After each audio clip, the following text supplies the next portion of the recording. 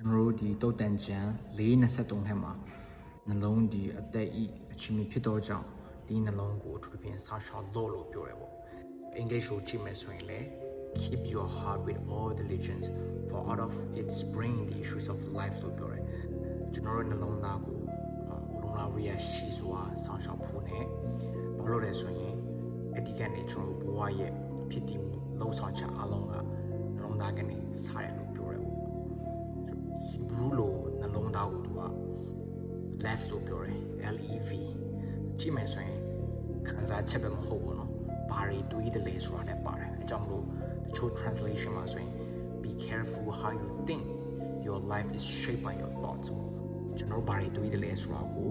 ယူဆိုင်ဖို့ဘာလို့ဆိုရင်ကျွန်တော်ရဲ့လှုပ်ဆောင်ချက်ကျွန်တော်ဘဝတွေဖြစ်လာမှုအလုံးကအတွေးကနေလာတယ် shape ဖြစ်သွားဆိုတဲ့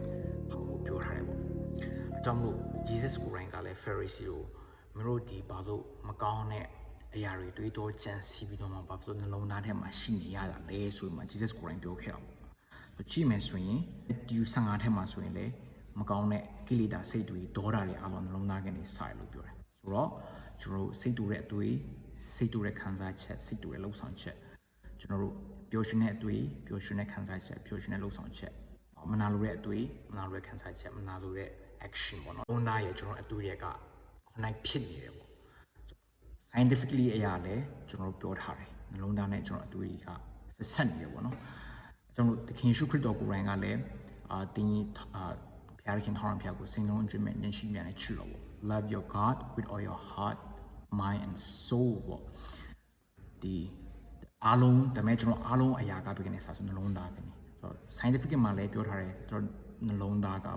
strong အဖြစ်ဆုံးဖြစ်တယ်ပေါ့နော်ခန္ဓာကိုယ်တစ်ခုလုံးထဲမှာဆက်ကြည့်မယ်ဆိုရင်ဒီ heartless person ကလည်း thoughtless person ဖြစ်တယ်လို့လည်းပြောတယ်ကျွန်တော်နှလုံးသားမရှိလူကတွေးမရှိလူနဲ့တူပဲဆိုမှကျွန်တော်တို့အကြိုင်းထဲမှာလည်းပြောထားတယ် keep your heart နှလုံးသားကိုပြုစုရှောက်ပါဆိုရဲစကားလုံးက Hebrew ထဲမှာဆိုရင် keep watching ဆိုကျွန်တော်နှလုံးသားကျွန်တော်အတွေးတွေကျွန်တော်ခံစားချက်တွေအမြဲတမ်းဆင်ခြင်နေဖို့ဘာတွေတွေးနေလဲကျွန်တော်ဘာတွေခံစားနေလဲဆိုတော့အမြဲတမ်းကျွန်တော်တို့ use ဆိုင်ဖို့ပြောထားတယ်ဘာလို့လဲဆိုရင်ကျွန်တော်အတွေးကျွန်တော်နှလုံးသားကကျွန်တော် action ကိုဖြစ်စေတယ်ဆိုတော့ကျန်းစာထဲမှာလည်း right renew our mind ပေါ့ကျွန်တော်အတွေးတွေကိုတစ်တစ်ဖက်အမြဲတမ်းပြင်ဆင်ရမယ်ကျွန်တော်အတွေးတွေကိုအမြဲတမ်း captive လုပ်ထားရမယ်လို့ပြောတယ်ကျွန်တော်အတွေးတွေကိုကျွန်တော်နှုတ်ကပတ်တော်ထဲမှာအမြဲတမ်းဆင်ခြင်ရမယ် meditate လုပ်ထားရမယ် right ကျွန်တော်ဆလန်ကျန်တစ်ထဲမှာလည်းပါတယ်ဆိုတော့အဲ့ဒီဟာကကျွန်တော်တနစ်ကြော်ရှိပေါ့နော်အမြဲတမ်းကျွန်တော် peaceful ပေးတယ်ကျွန်တော်ကြောက်ရတဲ့အချိန်မှာအာင်ပြည့်စေတယ်ဗျာဒီနှုတ်ကပတ်တော်အားဖြင့်ပေါ့ဒါလေးဝေမျှချင်ပါတယ် thank you